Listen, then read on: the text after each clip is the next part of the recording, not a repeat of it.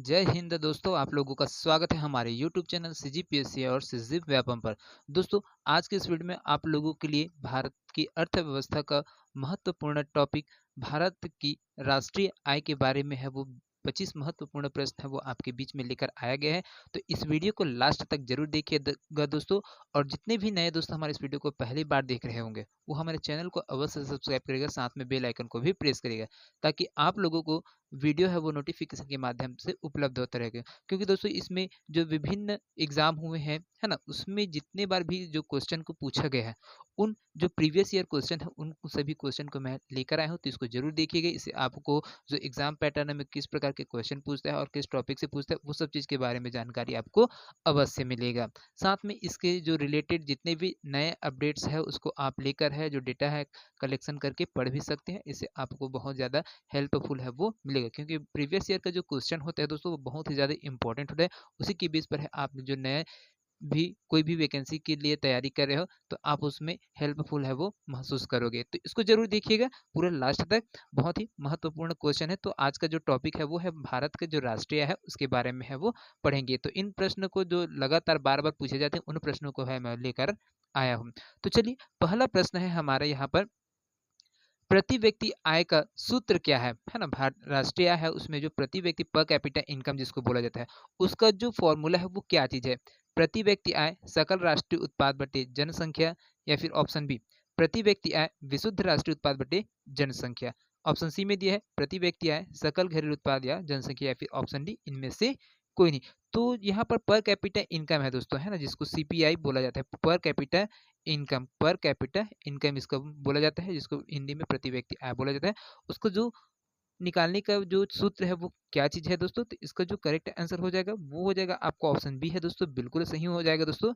जो प्रति व्यक्ति आय है विशुद्ध राष्ट्रीय उत्पाद बटे जनसंख्या है वो होता है ना। तो प्रति व्यक्ति आय क्या है, विशुद्ध राष्ट्रीय उत्पाद, है ना, एनएनपी, जिसको एनएनपी बोला जाता है दोस्तों, इसको शॉर्ट में एनएनपी अपॉन पॉपुलेशन, है ना, जितने भी क्या है पॉपुलेशन है उनको है वो पर कैपिटा इनकम का होता है एनएनपी अपॉन पॉपुलेशन। इसको ध्यान में रखिएगा, बहुत ही महत्वपूर्ण है। क्योंकि यदि किसी भी देश की जो आर्थिक वृद्धि का जो सर्वाधिक उपयुक्त तो क्या होता है दोस्तों, ये माप होता है। और इसमें 2021 के डेटा के अनुसार दोस्तों, तो यहाँ पर 2021 का जब डेटा निकाला गया था पर कैपिटा इनकम, तो उसमें भारत की जो प्रति व्यक्ति आया था वो कितना था, 1,50,326 रुपये था दोस्तों यहाँ पर, है ना। और 2023 की बात किया जाए तो यहाँ पर 1,97,000, है ना, 1,97,000 कुछ पैसे हैं जो क्या है भारत की पर प्रति व्यक्ति आय है, वो जो हाल ही में जो जारी किया गया था 2023-24 के लिए, तो उसका जो डेटा है वो, है ना, इसको ध्यान में रखिएगा, बहुत ही महत्वपूर्ण है दोस्तों। चलिए अगला प्रश्न की ओर है वो बढ़ते हैं। अगला प्रश्न है दोस्तों, यहाँ पर देखिए, प्रति व्यक्ति आय किससे संबंधित है। प्रति व्यक्ति सकल घरेलू उत्पाद से, प्रति व्यक्ति राष्ट्रीय आय से, प्रति व्यक्ति विशुद्ध राष्ट्रीय आय से, या फिर इनमें से कोई नहीं। तो प्रति व्यक्ति आय किससे संबंधित है दोस्तों, तो इसका जो करेक्ट आंसर हो जाएगा वो हो जाएगा आपका ऑप्शन सी है वो बिल्कुल सही हो जाएगा दोस्तों। प्रति व्यक्ति विशुद्ध राष्ट्रीय आय है, इससे क्या है आपका पर कैपिटा इनकम है वो, है ना, जिसको नेट नेशनल, है ना, जिसको क्या बोला जाता है, नेट नेशनल इनकम है वो, जो प्रोडक्ट है वो उसको बोला जाता है नेट नेशनल प्रोडक्ट के नाम से जाना जाता है, जिसको विशुद्ध राष्ट्रीय उत्पाद है वो कहा जाता है। इन्हीं को ही दोस्तों वास्तविक राष्ट्रीय आय है वो कहा जाता है, जिससे क्या आता है, जनसंख्या से विभाजित करने पर जो प्रति व्यक्ति आय है, जो राष्ट्रीय आय होता है उसको हम प्राप्त कर सकते हैं। चलिए अगला प्रश्न की ओर है वो बढ़ते हैं।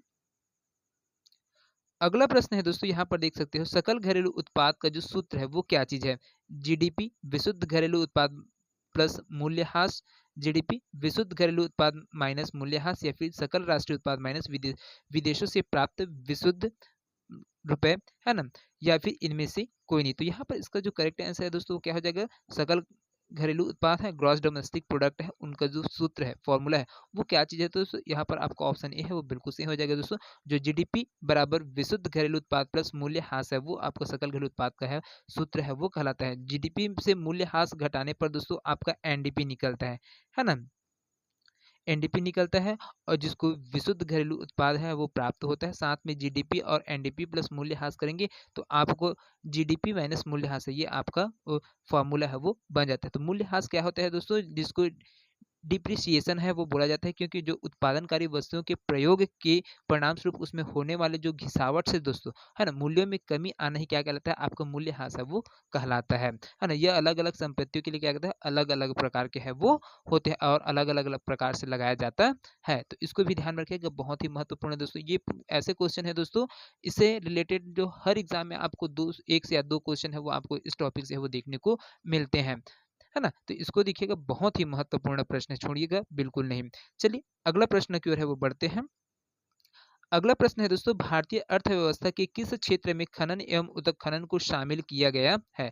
प्राथमिक क्षेत्र में, द्वितीय क्षेत्र में, तृतीय क्षेत्र में, या फिर इनमें से कोई नहीं। तो कौन सा क्षेत्र है दोस्तों जिसमें आपका खनन और उत्खनन दोनों के है वो मर्ज किया गया है? तो वो किस क्षेत्र के अंतर्गत आता है, खनन और उत्खनन? तो ये है दोस्तों, आपका ऑप्शन ए है वो बिल्कुल सही हो जाएगा दोस्तों। यहाँ पर खनन और जो उत्खनन है वो प्राथमिक क्षेत्र के अंतर्गत है दोस्तों, आता है। प्राथमिक क्षेत्र के अंतर्गत दोस्तों आपका कृषि आता है ना। सबसे पहले जो कृषि है वो आता है, उसके बाद यहाँ पर वानिकी है ना, जो वानिकी है वो आता है। उसके बाद आपका पशुपालन, मुर्गी पालन, मत्स्य पालन, खनन और उत्खनन, ये सभी चीजें क्या है दोस्तों, आपको प्राथमिक क्षेत्र के अंतर्गत है वो आते हैं। द्वितीय क्षेत्र की बात करते हैं दोस्तों, तो उसमें आपका उद्योग है, निर्माण है, विनिर्माण है ना, इलेक्ट्रिसिटी है, गैस है और जो जल आपूर्ति है, ये सभी चीजें आपके द्वितीय क्षेत्र के अंतर्गत आता है। और तृतीय क्षेत्र की बात की जाए दोस्तों, तो उसमें व्यापार, परिवहन, संचार, बैंकिंग, शिक्षा, स्वास्थ्य और आपका जो बीमा क्षेत्र, ये सभी चीजें आपका तृतीय क्षेत्र के अंतर्गत है वो आते हैं। तो इनको भी ध्यान में रखिएगा, बहुत ही महत्वपूर्ण प्रश्न है। चलिए अगला प्रश्न की ओर है वो बढ़ते हैं। अगला प्रश्न है दोस्तों, भारत में कृषि से संबंधित क्षेत्र कौन सी है? पशुपालन, वानिकी, मत्स्य पालन या फिर उपरोक्त सभी। तो इसका जो करेक्ट आंसर है दोस्तों वो हो जाएगा आपका ऑप्शन डी है वो बिल्कुल सही हो जाएगा दोस्तों। जो आप भारत में जो कृषि से संबंधित क्षेत्र के अंतर दोस्तों, पशुपालन आता है, वानिकी आता है, मत्स्य पालन आता है दोस्तों। ये तीनों क्या है, प्राथमिक क्षेत्र है। और इसमें इन तीनों चाहे पशुपालन हो, चाहे मत्स्य पालन हो, चाहे वानिकी हो, इनको है ना किसके अंतर्गत लेते हैं, आपको कृषि क्षेत्र के अंतर्गत है वो लिया जाता है। चलिए अगला प्रश्न की ओर है वो बढ़ते हैं। अगला प्रश्न है दोस्तों, कृषि एवं संबंध क्षेत्रों में से किसे शामिल नहीं किया गया है? फसल एवं पशुधन को, वानिकी को, मत्स्य पालन या फिर विनिर्माण को। तो यहाँ पर देखिए दोस्तों, जो कृषि का जो क्षेत्र है जिसको प्राथमिक क्षेत्र बोला जाता है, उसमें किस चीजों को है वो शामिल नहीं किया गया दोस्तों। तो इसमें दोस्तों आपका जो कंस्ट्रक्शन है ना, विनिर्माण का कार्य है, मैन्युफैक्चरिंग का कार्य है, मैन्युफैक्चरिंग, कंस्ट्रक्शन, ये सब चीजें इसमें शामिल है वो नहीं किया गया है। बाकी आपका फसल और पशुधन है, वानिकी और मत्स्य पालन ही कृषि क्षेत्र और उसके जो संबंध क्षेत्र उसके अंतर्गत आते हैं, लेकिन आपका जो विनिर्माण है, मैन्युफैक्चरिंग, ये इसमें नहीं आता है। चलिए अगला प्रश्न की ओर है वो बढ़ते हैं। अगला प्रश्न है दोस्तों, राज्य के सकल घरेलू उत्पाद के द्वितीय क्षेत्र में किस क्षेत्र को शामिल नहीं किया गया है? खनन एवं उत्खनन, विनिर्माण, विद्युत गैस एवं जल या फिर निर्माण। तो यहाँ पर देखिए दोस्तों क्या चीज पूछा गया, जो राज्य के जो सकल घरेलू उत्पाद होता है ना, जीडीपी, जीडीपी बोला जाता है जिसको, उसमें द्वितीय क्षेत्र में जो आपका द्वितीय क्षेत्र उसमें कौन कौन से जो क्षेत्र है जिसको शामिल है वो नहीं किया गया। तो द्वितीय क्षेत्र के अंतर्गत दोस्तों ये आपका खनन और उत्खनन है, ये नहीं आता है दोस्तों, ये प्राथमिक क्षेत्र के अंतर्गत आता है। बाकी विनिर्माण, विद्युत गैस, जल और जो निर्माण है, ये सभी आपका द्वितीय के क्षेत्र के अंतर्गत है वो आते हैं, है ना। तो द्वितीय क्षेत्र के अंतर्गत आपका कौन कौन से जाते हैं, विनिर्माण आता है, उद्योग धंधे आते हैं, निर्माण कार्य आते हैं, विद्युत आते हैं, गैस और जल आपूर्ति है, ये सभी क्या है, और है ना, ये सभी चीजें आपका द्वितीय क्षेत्र के अंतर्गत आता है, लेकिन खनन और उत्खनन है वो नहीं आता है। चलिए अगला प्रश्न की ओर है वो बढ़ते हैं दोस्तों। यहाँ पर देखिए अगला प्रश्न है, देख सकते हैं, भारतीय अर्थव्यवस्था के प्राथमिक क्षेत्र में किसे शामिल नहीं किया गया है? कृषि एवं पशुपालन, वानिकी, मत्स्य पालन, फिर निर्माण। तो इसका जो करेक्ट आंसर है दोस्तों, आप इसका क्या हो जाएगा, यहाँ पर नहीं आता है उसको पूछा गया, तो ये आ जाएगा आपका ऑप्शन डी है बिल्कुल सही हो जाएगा, निर्माण दोस्तों, क्योंकि निर्माण है द्वितीय क्षेत्र के अंतर्गत है, लेकिन बाकी जो है ये किसमें आते हैं, प्राथमिक क्षेत्र के अंतर्गत है वो आते हैं। चलिए अगला प्रश्न की ओर है वो बढ़ते हैं। अगला प्रश्न है दोस्तों, देख सकते हैं, वर्ष 2014-15 में भारत की आर्थिक वृद्धि दर को बढ़ाने में अधिकतम योगदान किस क्षेत्र ने किया था? कृषि एवं संबंध क्षेत्र ने, विनिर्माण क्षेत्र ने, सेवाएं ने या फिर उपयुक्त सभी ने। तो इसका करेक्ट आंसर है दोस्तों वो क्या हो जाएगा, तो इसका जो करेक्ट आंसर है दोस्तों वो हो जाएगा आपका ऑप्शन सी है वो बिल्कुल सही हो जाएगा दोस्तों, क्योंकि 2014-15 में दोस्तों जो भारत की जो आर्थिक वृद्धि दर है ना, जो ग्रोथ रेट है ग्रोथ रहते हैं, है ना? ग्रोथ रेट में आपका क्या आ जाएगा, सबसे ज़्यादा किसने बढ़ाने में अधिकतम योगदान देता है? तो वो है दोस्तों आपका जो सेवा क्षेत्र है, उसमें है वो आया था। अगर 2021-22 में भी दोस्तों आपकी जो भारत की आर्थिक वृद्धि दर को बढ़ाने में अधिकतम योगदान भी क्या था? किसका है? जो सेवा क्षेत्र है ना? सर्विस है, इस क्षेत्र से है वो आया था 2021-22 में, जिसमें 53% है दोस्तों यहाँ पर है आपका क्या कहते हैं इनका प्रतिशत है वो था। तो इसको भी ध्यान में रखिएगा, बहुत ही महत्वपूर्ण क्वेश्चन है। चलिए अगला प्रश्न की ओर है वो बढ़ते हैं। अगला प्रश्न है दोस्तों, देख सकते हैं भारत की राष्ट्रीय आय में किस क्षेत्र का सर्वाधिक योगदान है? प्राथमिक क्षेत्र का, द्वितीय क्षेत्र का, तृतीय क्षेत्र या फिर तीनों का समान रूप से? तो इसका जो करेक्ट आंसर है दोस्तों वो क्या हो जाएगा? आपका ऑप्शन सी है वो बिल्कुल सही हो जाएगा दोस्तों। भारत की जो राष्ट्रीय है उसमें जो सर्वाधिक योगदान है आपका जो तृतीय क्षेत्र है, जिसको सेवा क्षेत्र के नाम से है वो जाना जाता है। ये इसी से ही क्या है, जो सबसे ज्यादा जो सर्वाधिक योगदान है वो कितना है?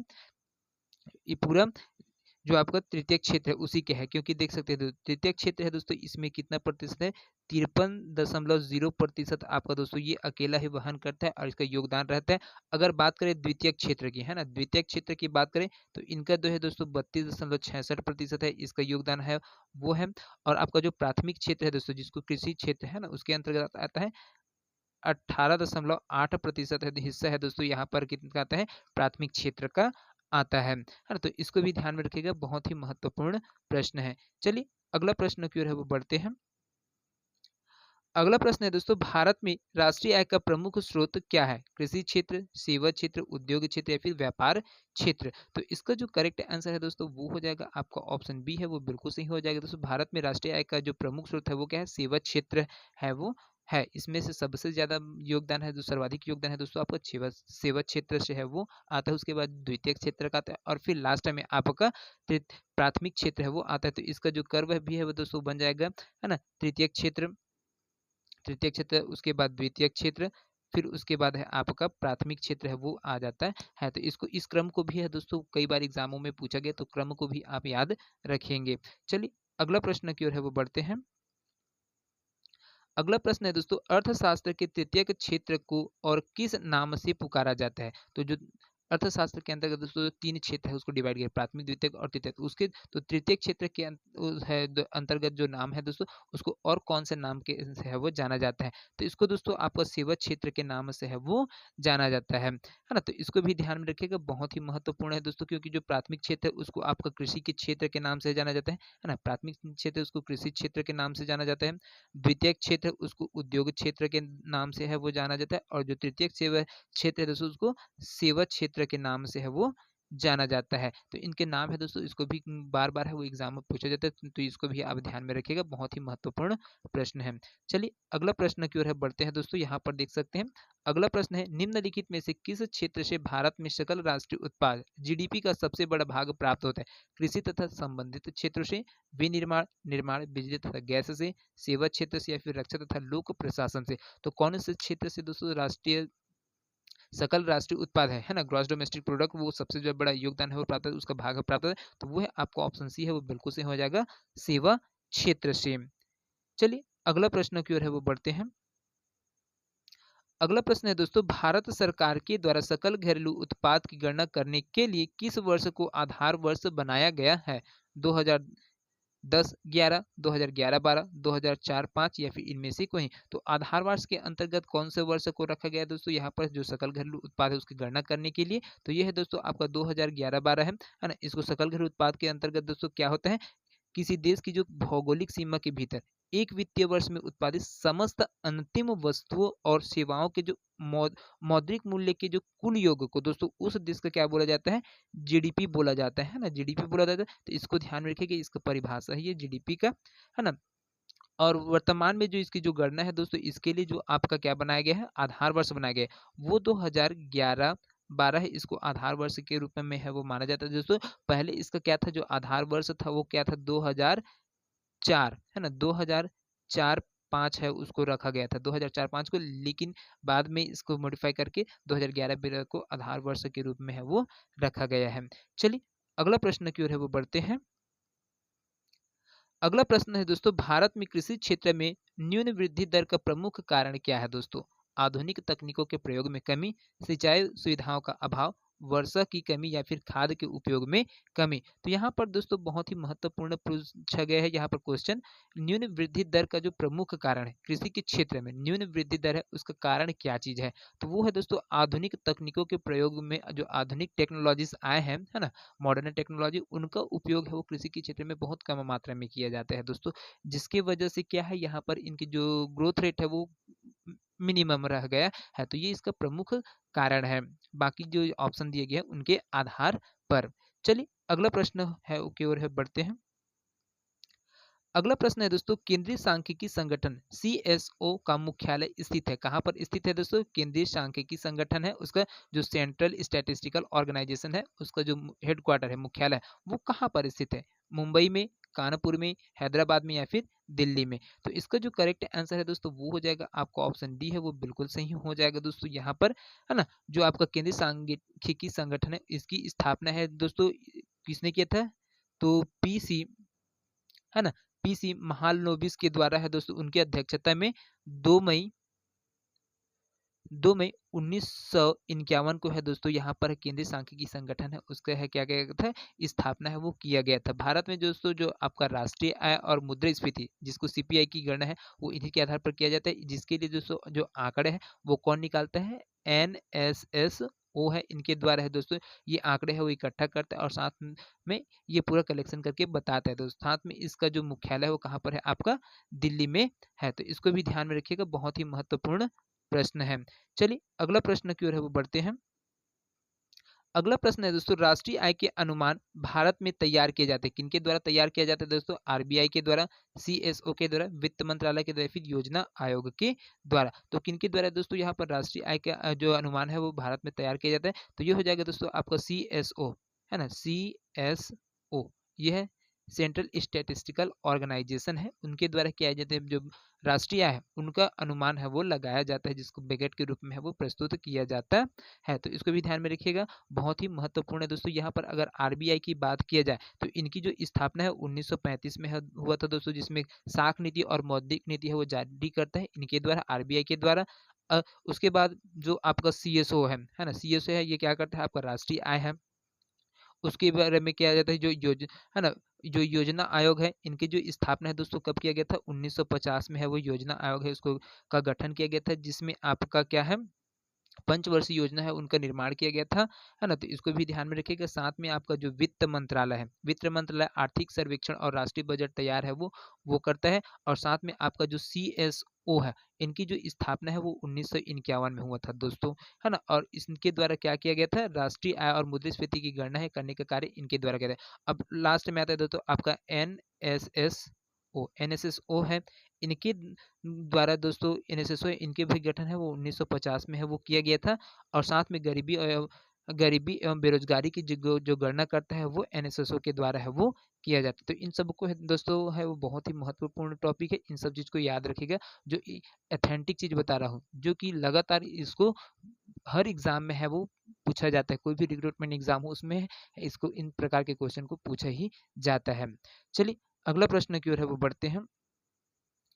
अगला प्रश्न है दोस्तों, भारत में राष्ट्रीय आय का अनुमान किस संगठन द्वारा लगाया जाता है? रिजर्व बैंक ऑफ इंडिया के द्वारा, वित्त मंत्रालय, राष्ट्रीय न्यायाधीश सर्वेक्षण संगठन या फिर केंद्रीय सांख्यिकी संगठन? तो इसका जो करेक्ट आंसर है दोस्तों वो क्या हो जाएगा? तो आपका ऑप्शन डी है वो बिल्कुल सही हो जाएगा दोस्तों। यहाँ पर राष्ट्रीय आय का अनुमान है वो सीएसओ के द्वारा है वो लगाया जाता है। तो इसको ध्यान में रखिएगा, बहुत ही महत्वपूर्ण प्रश्न है दोस्तों, क्योंकि जो केंद्रीय सांख्यिकी संगठन है वो भारत के राष्ट्रीय आय की है वो गणना करता है दोस्तों। साथ में आपका राष्ट्रीय न्यायाधीश सर्वेक्षण संगठन है ना, जिसको एनएसएसओ के नाम से जानते हैं, ये क्या करता है? भारत में जो गरीबी है और बेरोजगारी है और निर्धनता है उनकी गणना करने का काम है ये आपका राष्ट्रीय न्यायाधीश सर्वेक्षण संगठन है करता है। साथ में आपका जो वित्त मंत्रालय है उनका काम होता है भारत के लिए जो वार्षिक वित्तीय बजट होता है ना, और साथ में आर्थिक सर्वेक्षण उसको तैयार है आपका वित्त मंत्रालय के द्वारा है वो किया जाता है। और रिजर्व बैंक के बारे में ही तो जानते हैं दोस्तों ये, है ना, आरबीआई है, इनका काम क्या होता है? साख नीति और मौद्रिक नीति है उसको जारी करने का काम है इनका होता है। चलिए अगला प्रश्न की ओर है वो बढ़ते हैं। अगला प्रश्न है दोस्तों, राष्ट्रीय आय की गणना कौन करता है? रिजर्व बैंक ऑफ इंडिया, केंद्रीय सांख्यिकी संगठन, राष्ट्रीय नमूना सर्वेक्षण संगठन या फिर योजना आयोग? तो इसका जो करेक्ट आंसर है दोस्तों वो हो जाएगा आपको ऑप्शन बी है वो बिल्कुल सही हो जाएगा, केंद्रीय सांख्यिकी संगठन। चलिए अगला प्रश्न की ओर है वो बढ़ते हैं। अगला प्रश्न है, केंद्रीय सांख्यिकी संगठन के अनुसार भारत में कृषि विकास दर 2016-17 में क्या है? तो 2.2%, 1.2%, 4.1% या फिर इनमें से कोई नहीं। तो इसका जो करेक्ट आंसर है दोस्तों वो हो जाएगा आपका ऑप्शन सी है, बिल्कुल सही हो जाएगा। जैसे 4.1% दोस्तों। तो इसको दोस्तों यहाँ पर इस प्रकार का जो क्वेश्चन है उसको जो डेटा कलेक्शन है आपको केंद्रीय सांख्यिकी संगठन के जो जो विकास दर है, ग्रोथ रेट है भारत में, उनका जो आपका जो आधार वर्ष दिया गया है 2011 से 12 के बीच में है, 2011-12 से आपका 2024 तक है ना? इतने का जो डेटा है उसको आपको पूरा याद है वो रखना है, देखते नहीं, क्योंकि बीच-बीच से है दोस्तों वर्तमान करना पूछ के क्या कहते हैं, बीच-बीच से है वो पूछा जाता है किस सन में क्या था, जो कृषि विकास दर है वो कम था, किस सन में ज़्यादा था, है ना? किस में समान था, ऐसे करके जो क्वेश्चन है वो बार-बार है वो पूछे जाते हैं। तो आपको जो 10 साल का जो पूरा है ना? जो आपका डेटा है उसको कलेक्ट करके रखना, उसमें जो कृषि विकास दर है रेट है उसको आपको देखना पड़ेगा और उस डेटा को है वो कलेक्शन करके रख लीजिएगा, बहुत ही काम आता है। चलिए अगला प्रश्न की ओर है वो बढ़ते हैं। अगला प्रश्न है दोस्तों यहाँ से, वर्ष 2015-16 में भारत के औद्योगिक वृद्धि दर को बढ़ाने में किस क्षेत्र की वृद्धि दर अधिक रही है? खनन एवं उत्खनन की, विनिर्माण की, विद्युत की या फिर निर्माण की? तो 2015-16 है दोस्तों, उसमें औद्योगिक क्षेत्र है, इंडस्ट्रियल एरिया है ना, उसमें जो इसका ग्रोथ रेट था वो को बढ़ाने में, ग्रोथ रेट है उसको बढ़ाने में कौन सा क्षेत्र है कि वृद्धि दर है वो अधिक रही थी? तो कौन है दोस्तों? इसमें जो आपका ऑप्शन बी है मैन्युफैक्चरिंग, उनका जो रेट है वो सबसे ज्यादा मात्रा में था, जिसकी वजह से यहाँ पर जो वृद्धि दर है उसको बढ़ाने में मदद है वो मिला था। चलिए अगला प्रश्न की ओर है वो बढ़ते हैं। अगला प्रश्न है दोस्तों, यहाँ पर देख सकते हैं, एक देश के आर्थिक विकास को मापने का सबसे उपयुक्त मापदंड कौन सा है? सकल घरेलू उत्पाद में वृद्धि, शुद्ध राष्ट्रीय आय में वृद्धि, प्रति व्यक्ति आय में वृद्धि या फिर मानव विकास सूचकांक में सुधार? तो सबसे बेस्ट तरीका क्या है दोस्तों, अगर किसी भी देश है, कोई भी देश हो, तो उसमें जो आर्थिक विकास है उसको मापने के लिए, है ना, सबसे बेस्ट मेथड कौन सा है? तो ये हो जाएगा दोस्तों आपका ऑप्शन डी है वो बिल्कुल सही हो जाएगा दोस्तों। मानव विकास सूचकांक है ना, ह्यूमन डेवलपमेंट इंडेक्स है, इनके द्वारा उसमें सुधार करने से क्या हो सकता है दोस्तों, बाकी ये सबसे अच्छा बेस्ट तरीका होता है दोस्तों। है ना, क्योंकि जो आर्थिक विकास है दोस्तों, किसी भी देश की अगर आर्थिक समृद्धि के क्या है, समृद्धि के जो समग्र क्या करेंगे, चरों और जीडीपी है, एनएनपी है, एनपी है, एनडीपी है, इसके साथ में जो मात्रात्मक वृद्धि के साथ दोस्तों आपका गुणात्मक परिवर्तन है भी वो होता रहता है, तो इसके जो आर्थिक विकास है वो कहा जाता है ना। और इसको मापने हेतु जो आपका जो एचडीआई है ना, एचडीआई जिसको ह्यूमन ह्यूमन डेवलपमेंट इंडेक्स के नाम से जाना जाता है, मानव विकास सूचकांक, इसका बेस्ट तरीका है। चलिए अगला प्रश्न की ओर है वो बढ़ते हैं। अगला प्रश्न है दोस्तों, वर्ष 2012 में भारत के मानव विकास सूचकांक का मूल्य कितना था? 0.387, 0.454 या फिर 0.416 या फिर 0.554? तो इसका क्या था दोस्तों, इसका जो करेक्ट आंसर है वो क्या हो जाएगा, यहाँ पर 2012 में भारत का जो मानव विकास सूचकांक है उसका जो मूल्य था वो था दोस्तों आपका ऑप्शन डी है वो बिल्कुल सही हो जाएगा, 0.554। चलिए अगला प्रश्न की ओर है वो बढ़ते हैं। तो अगला प्रश्न है दोस्तों, यहाँ पर देख सकते हैं, प्राथमिक सेक्टर में ऋण किसे दिया जाता है? जो प्राथमिकता है दोस्तों सेक्टर में ऋण किसे दिया जाता है दोस्तों? कृषि सेक्टर को, विद्यार्थी शिक्षण क्षेत्र या फिर बजट सब्सिडी? तो इसमें कौन कौन सा सेक्टर है जिसको जिसको प्राथमिकता है वो दिया जाता है? तो इसका जो करेक्ट आंसर है दोस्तों वो क्या हो जाएगा, यहाँ पर है ना, यहाँ पर देखिए दोस्तों, जो ऋण किसे दिया जाता है दोस्तों, कृषि सेक्टर में ऋण है वो दिया जाता है, और विद्यार्थी शिक्षा ऋण है वो भी, एजुकेशन लोन है वो दिया जाता है, और जो आपका आपका जो कृषि सेक्टर है इसमें भी आपको लोन है वो दिया जाता है। चलिए आज के सेशन का अंतिम प्रश्न है जो 25वां नंबर का प्रश्न है, बहुत ही इंपॉर्टेंट प्रश्न है। वर्ष 2012-13 में भारत की सकल घरेलू बचत दर कितने प्रतिशत थी? 30.1% जीडीपी का, 25.8% जीडीपी का, 22.3% जीडीपी का, या फिर 34.6% जीडीपी का, या फिर इनमें से कोई नहीं? तो इसका जो करेक्ट आंसर है दोस्तों वो क्या हो जाएगा, आपका ऑप्शन ए है वो बिल्कुल सही हो जाएगा। 30.1% जीडीपी का क्या था, बचत दर था। तो ये दोस्तों ये 25 क्वेश्चन आप लोगों को कैसे लगे हमें कमेंट करके अवश्य बताइएगा। साथ में अगर वीडियो आप लोगों को पसंद आया होगा तो ज़्यादा से ज़्यादा लोगों तक शेयर करके। तो मिलते हैं अगले वीडियो में, तब तक के लिए जय Hind. Thank you so much दोस्तों।